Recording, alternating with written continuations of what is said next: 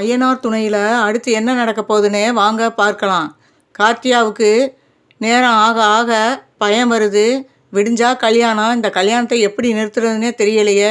கடவுளே, எப்படியாவது இந்த கல்யாணத்தை நிறுத்திடு அப்படின்னு சொல்லிட்டு அவங்களுக்குள்ளே ஒரு பயம் வருது. ஏன்னா நேரம் இன்னும் கொஞ்ச நேரம் தான் இருக்குது. விடிஞ்சா கல்யாணம். என்ன பண்ணுறதுனே தெரியலை. தப்பிக்கிறதுக்கும் வழி இல்லை. ஏன்னா சொந்தக்காரங்க நிறையா வீட்டில் இருக்காங்க. என்ன பண்ணுறதுனே ஒன்றும் புரியாமல் இருக்காங்க.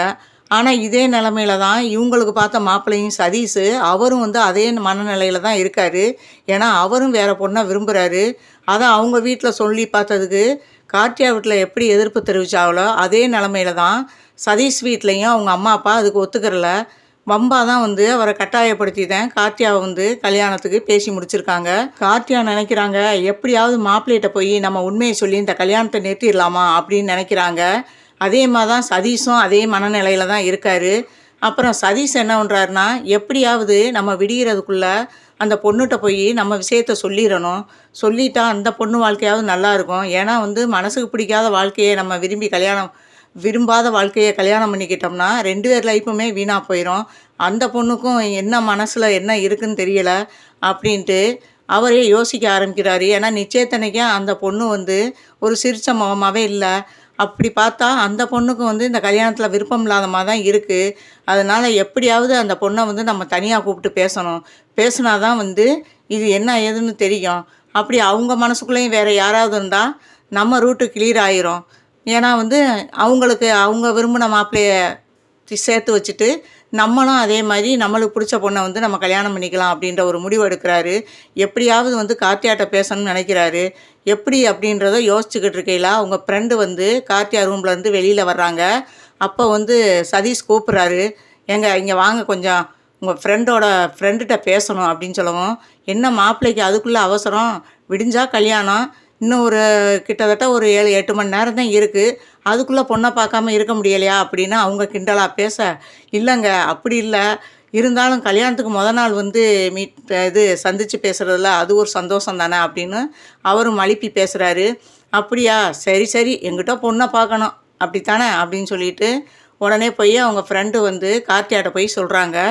கார்த்தியா, இந்த மாதிரி மாப்பிள்ளை உன்னிட்ட தனியாக பேசணுங்கிறாரு, போய் பேசிட்டு வா, மாடியில் நிற்கிறாராம், மொட்டை மாடியில் அப்படின்னு சொல்லவும், இதுதான் சந்தர்ப்பம் அப்படின்னு சொல்லிட்டு, சரி நான் போயிட்டு வரேன் அப்படின்னு சொல்லிட்டு கார்த்தியாவும் வர்றாங்க. மாடியில் மொட்டை மாடியில் வெயிட் பண்ணிக்கிட்டு இருக்காரு சதீஷு. இவங்க யாருக்கும் தெரியாமல் அப்படியே மெதுவாக போய் மாடிக்கு போயிடுறாங்க. போனதும் தயக்கமாகவே அவங்க நிற்கிறாங்க. என்ன பேச போகிறாருன்னு தெரியலையே, நம்ம விஷயத்தை எப்படி சொல்கிறது அப்படின்ட்டு அவங்க மனசுக்குள்ளே பதற்றம் ஆகுது. வேறு வழி இல்லை, நம்ம எப்படியும் சொல்லி தானே ஆகணும் அப்படின்னு சொல்லிட்டு ஒரு முடிவுக்கு வர்றாங்க. கார்த்தியா பேசணும்னு நினைக்கல, சதீஷே பேச ஆரம்பிக்கிறாரு. உங்களுக்கு நானும் வந்ததுலேருந்து பார்க்குறேன், நிச்சயத்தன்னைக்கும் உங்கள் மூஞ்சி சரியில்லாமல் இருந்துச்சு, நீங்கள் வேறு யாரையும் விரும்புகிறீங்களா அப்படின்னு படக்குன்னு கேட்டுறாரு. கேட்டதுமே அவங்களுக்கு இந்த பதிலை கொஞ்சம் கூட அவங்க எதிர்பார்க்கல, இப்படி கேட்பாருன்னு. அப்புறம் சொல்கிறாங்க, ஆமாங்க, நான் எங்கள் அத்தை மகனை தான் நான் விரும்புகிறேன், மாமா மகனை தான் நான் விரும்புகிறேன், அவரை தான் நான் கல்யாணம் பண்ணிக்கலாம்னு இருந்தேன். எங்கள் வீட்டில் எல்லாரும் எதிர்ப்பு தெரிவித்ததுனால என்னால் ஒன்றுமே பண்ண முடியலைங்க அப்படின்னு சொல்லவும், அப்படியாங்க விஷயம், ஏன்னா உங்களை நான் கவனிச்சுக்கிட்டு தாங்க இருக்கேன், ஏன்னா உங்களை பொண்ணு பார்க்க வந்ததுலேருந்து நிச்சயம் ஆன வரையிலையும் உங்கள் மூஞ்சியே சரியில்லை, அதான் உங்களை கூப்பிட்டு என்ன ஏதுன்னு கேட்போம் தான் கூப்பிட்டு விட்டேன் அப்படிங்கிறாங்க. ஆமாங்க, இப்போ வரையும் எனக்கு மனசு பூரா அவர் தான் இருக்கார் அப்படின்னு சொல்லவும், அப்படியா, நானும் உங்கள் மாதிரி தாங்க சிக்கலில் மாட்டிக்கிட்டேன் அப்படின்னு சொல்லவும், என்ன சொல்கிறீங்க அப்படின்னு கார்த்தியா கேட்குறாங்க. ஆமாம், நானும் ஒரு பொண்ணை விரும்புகிறேன், எங்கள் வீட்டில் எதிர்ப்பு தெரிவித்து உங்களை வம்பா தான் என்னை பொண்ணு பார்க்க கூட்டிகிட்டு வந்தாங்க, இப்போ வரையிலையும் நான் அந்த பொண்ணை தான் மனசார விரும்புகிறேன், ஆனால் வீட்டில் எவ்வளவோ சொல்லி பார்த்தேன், இங்கே வர்றதுக்கு முன்னாடி வரையிலையும் எவ்வளவோ போராடி பார்த்தேன், முடியலை, அவங்க என் மானம் போயிடும், மரியாதை போயிடும், கல்யாணம் வரையும் வந்துருச்சு, நீ நின்னா நாங்கள் செத்து போயிடுவோம், அதனால் என்னால் தட்ட முடியாமல் வந்திருக்கேன், இப்போ வரையும் எனக்கு அந்த பொண்ணை தான் நான் நினச்சிக்கிட்டு இருக்கேன் அப்படின்னு அவரும் சொல்கிறாரு. அப்படியாங்க, இப்போ என்னங்க இதுக்கு முடிவு பண்ணலாம் அப்படின்னு கார்த்தியா கேட்குறாங்க. இதுக்கு ஒரே வழிதாங்க, நைட்டு எல்லோரும் தூங்குனதும் நம்ம கிளம்பி போயிடுவோம், வீட்டை விட்டு போய் நமக்கு பிடிச்சவங்கள கல்யாணம் பண்ணிவிட்டு அவங்கவுங்க மாலைங்கழுத்துமா இவங்களுக்கு முன்னாடின்னா இவங்களால ஒன்றும் பண்ண முடியாது அப்படிங்கிறாப்புல. அவங்களுக்கு இதை எதிர்பார்க்கவே இல்லை.